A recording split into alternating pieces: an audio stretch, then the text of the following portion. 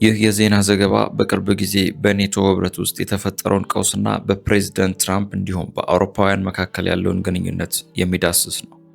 ተከታተሉ። ትራምፕ ከህብረቱ ለመውጣት ማሰባቸው የጋራ መከላከያ ስምምነት አጠራጣሪ እንዲሆን አድርጎታል። የአውሮፓ ባለስልጣናት ስለ ህብረቱ የወደፊት ዕጣ ፈንታ ያላቸው ተስፋ እየመነመነ ነው። ትራምፕ ከኔቶ ባይወጡ እንኳን ለባልደረባ ሀገራት እርዳታ ለመስጠት እምቢ ሊሉ እንደሚችሉም ተንታኞች እየተናገሩ ነው። አሜሪካ ኔቶ የአንድ ወገን ጥቅም ብቻ የሚጠበቅበት መንገድ መሆን የለበትም ስትል አጥብቃ ትሟገታለች። የኔቶ ህብረት ባለፉት ዓመታት ከዩክሬን ጦርነት ጀምሮ በፕሬዝዳንት ዶናልድ ትራምፕ እስከሚሰነዘሩ ተደጋጋሚ ትችቶችና ስድቦች ያሉ ተግዳሮት ተቋቁሞ ቀጥሏል። ትራምፕ ከዚህ ቀደም የህብረቱን ዋነኛ ተልዕኮ ከመጠራጠር ባለፈ ግሪንላንድን እስከ መጠቅለል እስከ መዛትም ደርሰው ነበር። ነገር ግን ተንታኞችና ዲፕሎማቶች እንደሚሉት አውሮፓ በሺዎች የሚቆጠሩ ማይሎች ርቆ የሚገኝ የአሜሪካና የእስራኤል እንዲሁም የኢራን ጦርነት የ76 ዓመታት ዕድሜ ያለውን ይህን የሀገራት ስብስብ ሊበታትን ተቃርቧል። መረጃው እንደሚያመላክተው የካቲት 28 ቀን የአየር ጥቃት ከተጀመረ በኋላ የአውሮፓ ሀገራት የሆርሙዝ የባህር ወሽመጥ ለዓለም አቀፍ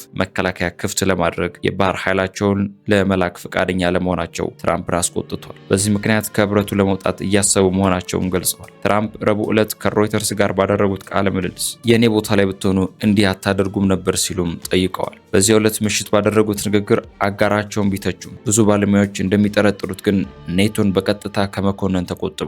ሆኖም ከቅርብ ሳምንታት ወዲህ በአውሮፓውያን ላይ ከሰነዘሯቸው ሌሎች ትችቶች ጋር ተዳምሮ አሜሪካ በይፋ ከህብረቱ ብትወጣም ባትወጣም አውሮፓውያን ጥቃት ቢሰነዘርባቸው ዋሽንግተን ለረዳትነት እንደማትመጣ ካሁኑኑ ስጋት አይሏል። የስትራቴጂክና ዓለም አቀፍ ጥናት ማዕከል CSIS ባልደረባ የሆኑት ማክስ በርግማን ይህ የኔቶ ከተመሰረተበት ጊዜ ጀምሮ ያለፈበት እጅግ አስከፊ ወቅት ነው ብለውታል። የእውነት እስካሁን ኔቶን እንደ መከላከያ ግንብ በሚያዩት አውሮፓውያን ዘንድ እየሰረጸ ነው። የካቲት ወር ላይ የኔቶ ዋና ጸሐፊ ማርክ ሩት አውሮፓ ያለ አሜሪካ ራሷ ትከላከላለች የሚለው ሀሳብ የሞኝነት አስተሳሰብ ብለውት ነበር። አሁን ግን ብዙ ባለስልጣናት ይህንኑ እንደ አማራጭ መውሰድ ጀምረዋል። የቀድሞ የፈረንሳይ ጦር ኃይሎች ጠቅላይ አዛዥ ጄኔራል ፍራንሷ ሌኮንትሬ ኔቶ አስፈላጊ ሆኖ ይቆያል፣ ነገር ግን ያለ አሜሪካ ስለ ኔቶ ማሰብ መቻል አለብን ብለዋል። ትራምፕና ባለስልጣኖቻቸው ኔቶ በአስቸጋሪ ወቅት አሜሪካ ለመርዳት ፈቃደኛ ባለመሆኑ ቅሬታቸውን አሰምተዋል። በተለይም በሆርሙዝ ወሽመጥ ላይ በቀጥታ ባለማገዛቸውና አሜሪካ የተወሰኑ የአየር ማረፊያዎችን የአየር ክልሎች እንዳትጠቀም ገደብ በመጣላቸው ተበሳጭተዋል። የአሜሪካ ባለስልጣናት ኔቶ የአንድ ወገን መንገድ ሊሆን አይችልም ሲሉም ተደምጠዋል። አውሮፓውያን በበኩላቸው አሜሪካ ለወሽመጡ ተልዕኮ የተለየ ወታደራዊ ድጋፍ እንድናደርግ በይፋ አልጠየቀችንም ሲሉም ይከራከራሉ። ኔቶ ከዚህ በፊት ተናውጧል፣ በተለይ በትራምፕ የመጀመሪያዎቹ የስልጣን ዘመን ከ2017 እስከ 2020።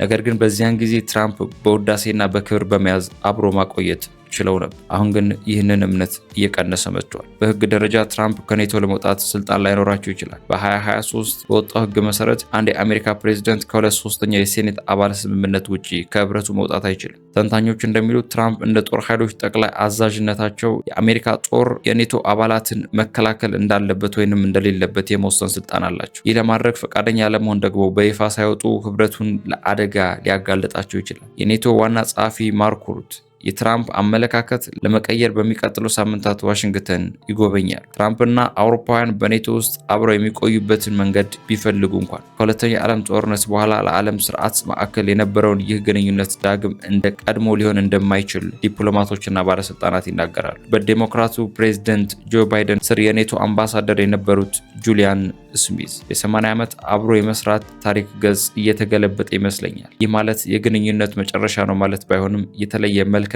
ስሜት ወዳለው አዲስ ምዕራፍ ላይ የደረሰ ነው ሲሉም ገልጸዋል።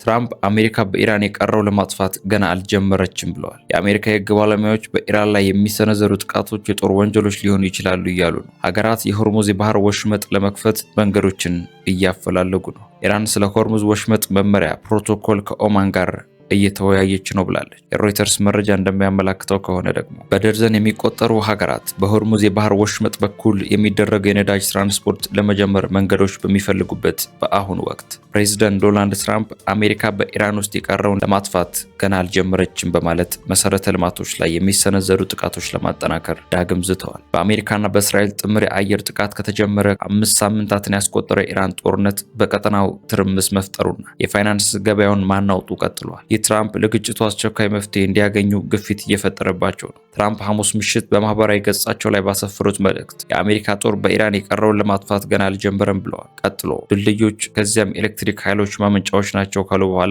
የኢራን አመራሮች ምንም መደረግ እንዳለበት ያውቃሉ፣ በፍጥነት መደረግ አለበት ሲሉ አክለዋል። ፕሬዚደንቱ ቀደም ብለው በቴህራንና በአቅራቢያው በሚገኙ ካርጅ መካከል በቅርብ የተገነባው ቢ1 የተሰኘው ድልድይ አሜሪካ ስትደበድብ የሚያሳይ ቪዲዮ አጋርተው ነበር። እንደ ኢራን የመንግስት መገናኛ ብዙሃን ዘገባ ከሆነ በዚህ ጥቃት 8 ሰዎች ሲገደሉ 95 ሌሎች ደግሞ ቆስለዋል። የኢራን የውጭ ጉዳይ ሚኒስትር አባስ አራክቺ በሰጡት መግለጫ ያልተጠናቀቁ ድልድዮችን ጨምሮ በሲቪል ተቋማት ላይ ጥቃት መሰንዘሩ ኢራናውያንን እጅ እንዲሰጡ አያደርጋቸውም ብለዋል። በሌላ በኩል የኢራን አብዮታዊ ዘብ የአየር መከላከያ ሁለተኛ የአሜሪካ ኤፍ-35 ተዋጊ ጄት በመካከለኛው ኢራን መጥቶ መጣሉ ገልጿል።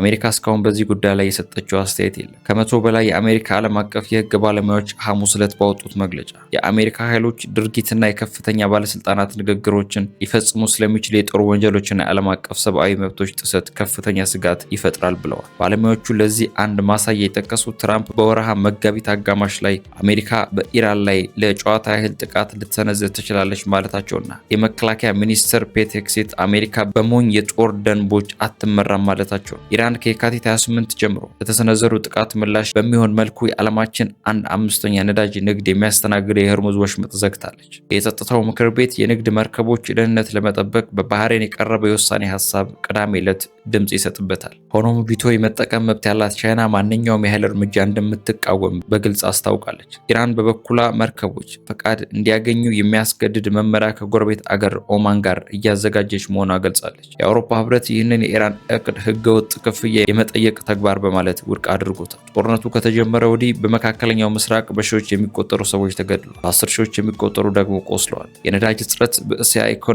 ጫና የፈጠረ ሲሆን በቅርብ በአውሮፓ ተመሳሳይ ችግር እንደሚከሰት ይጠበቃል። ሁለት የተባበሩት መንግስታት ድርጅት ተቋማት ባወጡት ሪፖርት ደግሞ የኢኮኖሚ መቀዛቀዝ በአፍሪካ የኑሮ ውድነት ቀውስ ሊያስከትል እንደሚችልም አስጠንቅቀዋል።